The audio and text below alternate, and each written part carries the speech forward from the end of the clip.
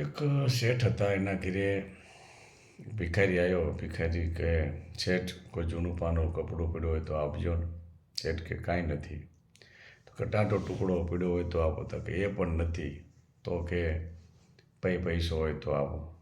એ પણ નથી. કે શેઠ કે આ ત્રણેયમાંથી કાંઈ પણ વસ્તુ નથી મારી પાસે. પણ એ ભિખારી એવો હતો જે એક શેઠનું હૃદય પરિવર્તન કરી નાખ્યું. શેઠ થોડાક લોભી પ્રકારના માણસ હતા, એટલા માટે શેઠને કહે ભિખારી, કાંઈ ન હોય તો કાંઈ નહીં શેઠ, તમારા ફળિયામાં પડેલી આ માટી છે ને એ થોડી ખોબો ભરીને મને આપી દો મારી આ ભિક્ષા પાત્રમાં, તોય હું માની લઈશ. શેઠ કહે તું આ લઈને શું કરીશ? તારે ભિખારી કહેવા લાગ્યો, શેઠ આજ તમે બે હાથે આ માટી દેશો ને એટલે તમારો હાથ વળશે.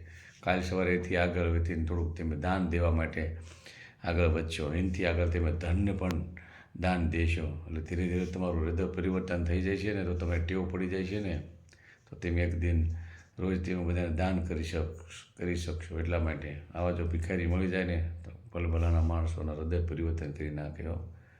જય માતાજી.